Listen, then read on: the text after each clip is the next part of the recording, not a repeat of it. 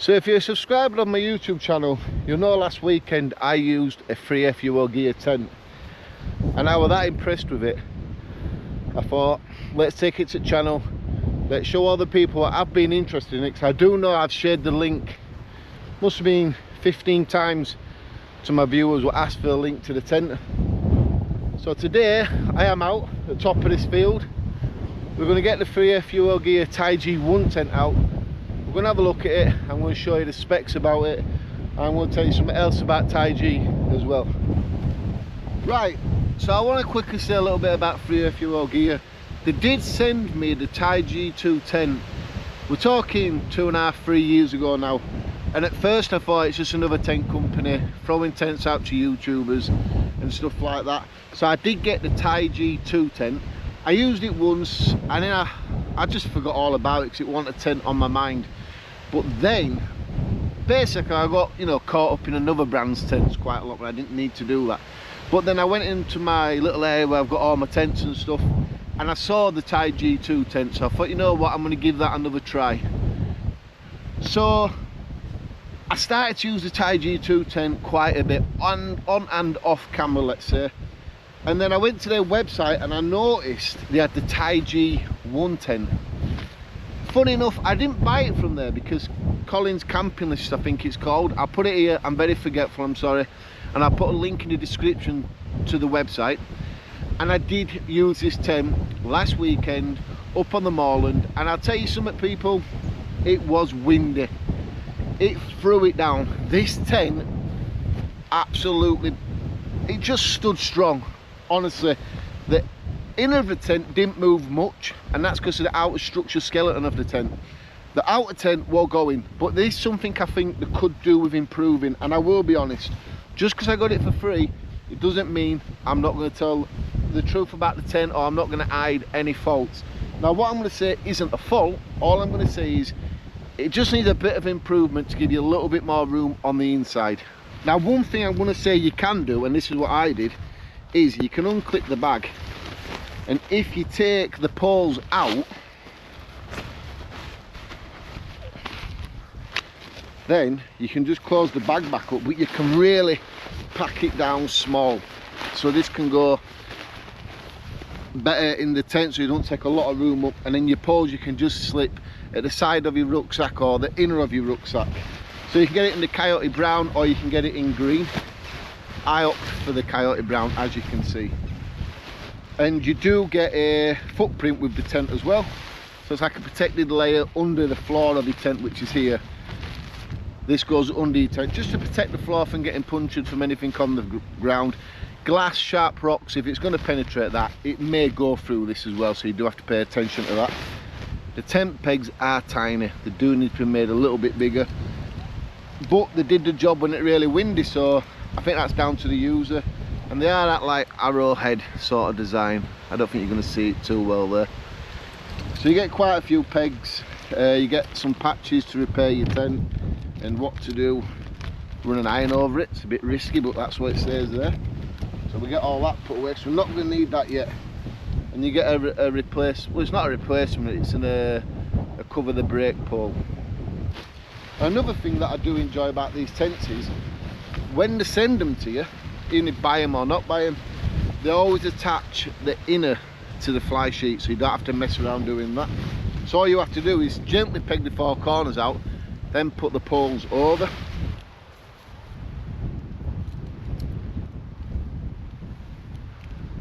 Right, so what I've done there is I've just very lightly pegged the tent out. You don't want them too tight, so you've got to get the poles in, remember. That just keeps it down when it's windy. So you do have 3 sets of poles, but you need to make sure you keep the smaller one to last. That goes the width of the tent, like that, to give it the stretch out for the room inside. You get 2 poles, identically the same size.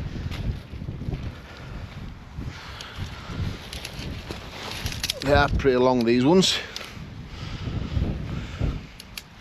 Let's say you get 2 of these.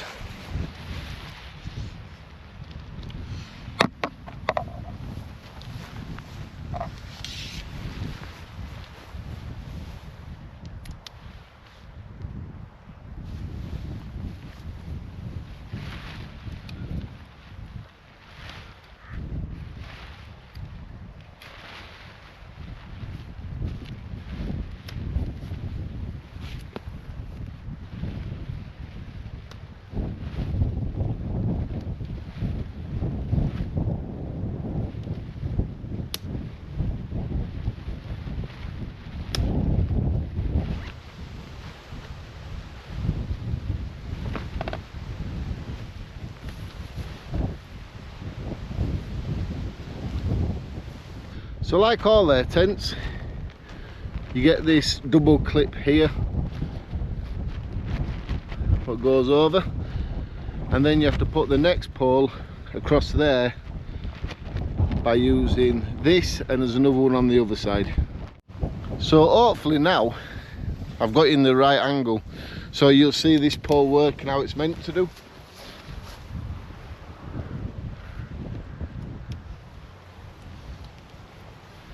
See how it gives it the room, and that it pushes all the fly sheet out as well.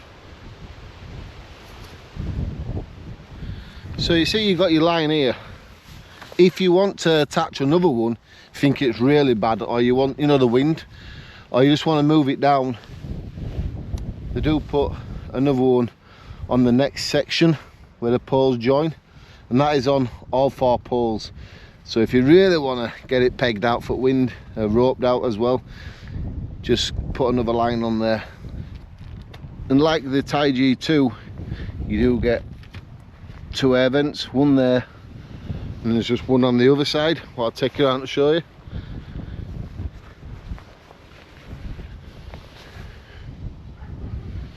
So it doesn't look a bad tent, does it? That coyote brown is a fantastic colour as well. One thing, the door zip flap, let's say, is made from a toughened piece of material, so it's not going to go, you know, flap around too much in the wind, as you can see. And there is some velcro halfway up and some at the bottom. You'll have no problems doing one at the bottom when you're zipping it. If you remember to do that one, well, that'll be a bit better, won't it?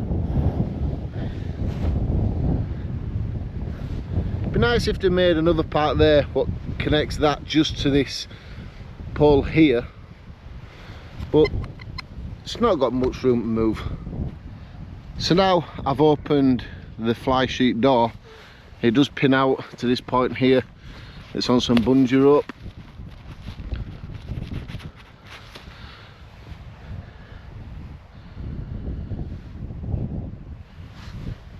You can do the same with the next side.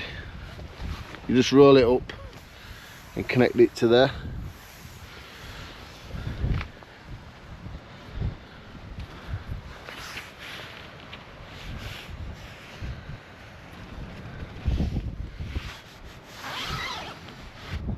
So now you're inside the tent.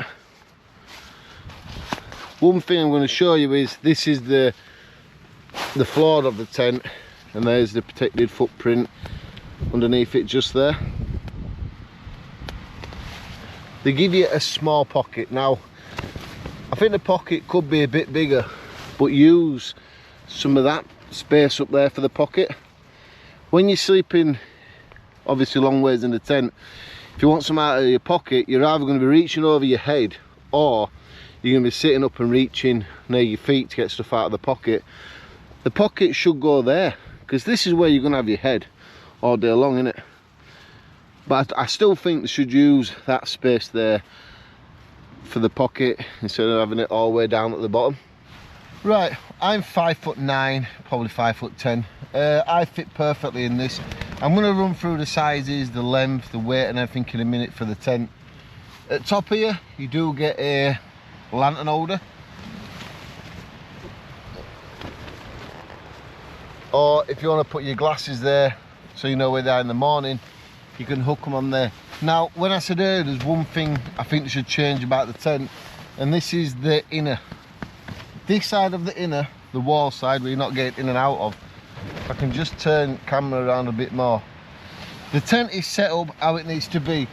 When I use it a week, I notice it's a little bit flappy with the material. If they could, they just need to put one of these points here. I don't know what you call them, you know, from the inner to the fly sheet. I think they could just do with putting one there as well, somewhere at the bottom, just so it gives it that little bit of extra room. It's not a problem, it's just here. If they did that, you'd gain that little bit more room there. It's not going to change the way you sleep or out, but I just think in one man tents a little bit more room, makes it a little bit bearable in the long nights when it gets dark early and stuff. But yeah, you could just do with that doing. You do have a vent here, air vent, and you've got one on the opposite side near the door as well. I'm definitely not saying this tent is going to be one that I go to all the time and all my other tents are going to go to waste, because that's not true. I was so impressed with this tent, with the strength of the wind last weekend, how it stayed strong, that when people have been asking about it, I said I'd make this video. And plus, anybody else that's going to be going on Amazon, I don't know, the internet, looking to buy this tent, they can see an honest review, down to earth. I'm not butting her up just because it got sent for free. I like to be honest. The last thing I'd want is me to lie about something and then you guys go to buy the tent and then you're like, well, you didn't say this, or this isn't like his. I like to be honest.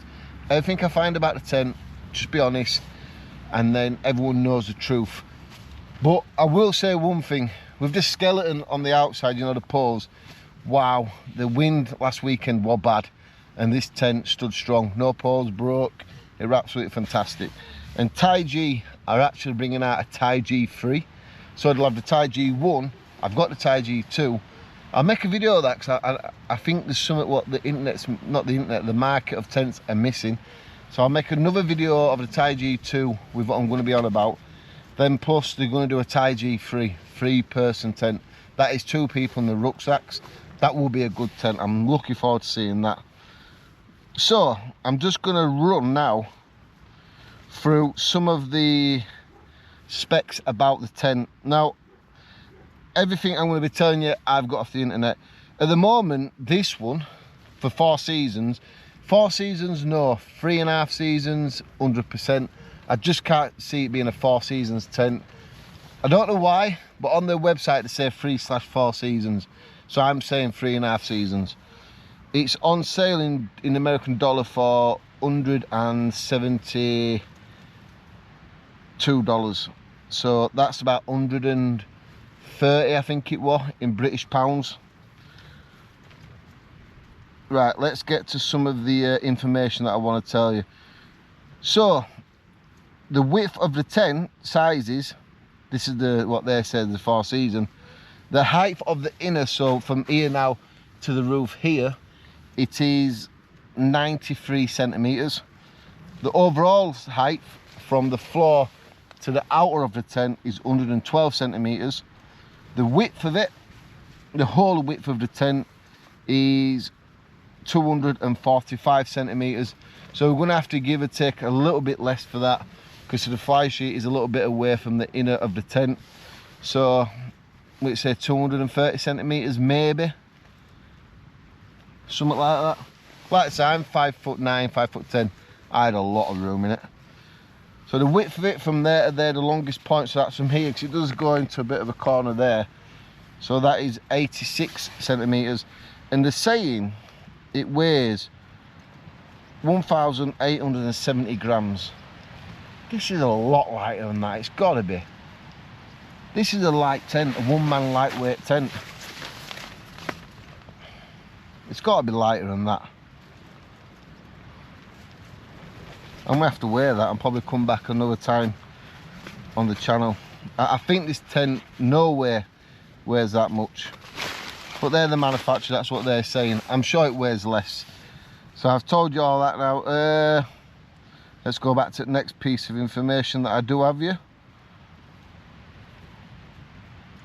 If I do it like this, then I can't get it wrong by writing it down or trying to say it. So the fly sheet is 15D silicone coated nylon, water index 5000. Wow, that is a good hydrostatic head for a tent like that. It shouldn't leak if you treat it right and don't rag it around and everything. It should do well, that 5000 hydrostatic head. So the inner tent, the material is 15D nylon. If you get the 3 seasons one, it's 20D mesh nylon. Yeah, so this is 15D. The footprint is 20D silicone coated nylon, waterproof 6000. Wow, the inner tent floor is 6,000. How could that possibly ever leak? That is really good, to be fair. The footprint, so the protective sheet underneath, is 4,000. Now, if you set the tent on wet ground with the protective footprint on it, that's going to stop the water coming up into the tent from the bottom, but it won't, because if that's 4,000, that protects the water from coming up. Then if any water gets in between the two layers, the footprint and your tent, the tent is 6,000, so no water should get through. But just because they're side by side each other, it doesn't mean that becomes 10,000 hydrostatic head, let's say, waterproof level. Not at all.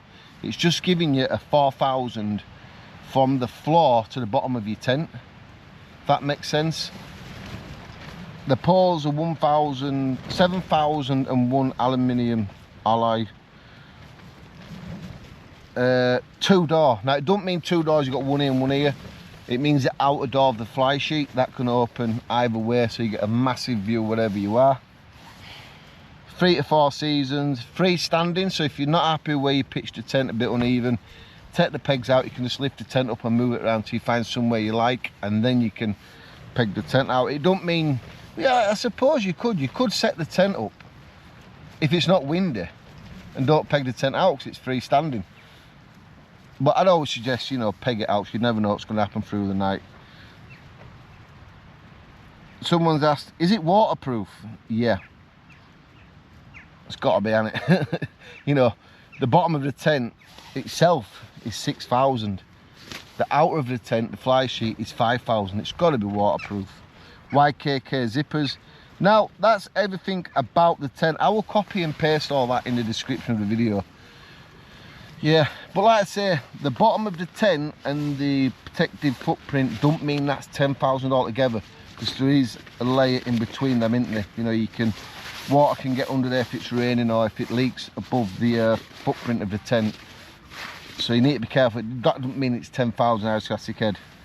If you don't want to add the footprint, remember, then it becomes 6,000, doesn't it? There's not much more I can say about the tent, but I was like deeply impressed when I, you know, getting battered by the wind in it. And like I do say, it just needs pinning out a bit, this one here. What I like about these tents are, but when they do arrive to you, they're already all in place, everything's done, it's all, you know, put together, as you can see there and there. So the manufacturers do take time to do that. It's all seam sealed as well, so you don't have to mess around with the seam sealer and seam seal all the stitching yourself. It's all ready to go. Put the tent up and enjoy the great outdoors. So one last quick look at the tent. I'm going to leave it up for a bit. No need to take it down straight away.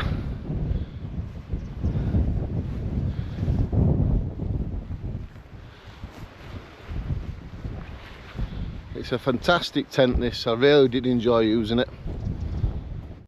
One thing I am going to say is, not just this tent, but if you buy any tent off the internet or even off a friend, if you've got a garden, set it up in the garden in the wind and the rain, and just weather test the tent first. It doesn't matter if it's brand new, just do that first, because one thing you don't want to do is get this tent out and then you're up somewhere in the hills or camping in the woods or something like that, and then you find out there's an issue with the tent. Always set it up first in your garden and give it a proper test. Just because it comes from the manufacturers, it doesn't always mean everything's going to be bang on right. Right, so I'm going to end this video now. I hope you enjoyed the review and I hope it answered any questions that you had. Yeah, I would recommend it, but only for 2 to 3 seasons. I don't know how Taiji feel like that, but I'm just being honest. I'm not butting it up just to make it sound better than it is. Definitely a 2 to 3 seasons tent. Stick around, I've got a fantastic giveaway competition coming up. Honestly, it's probably the best I've done on my channel up to date. Thanks for watching.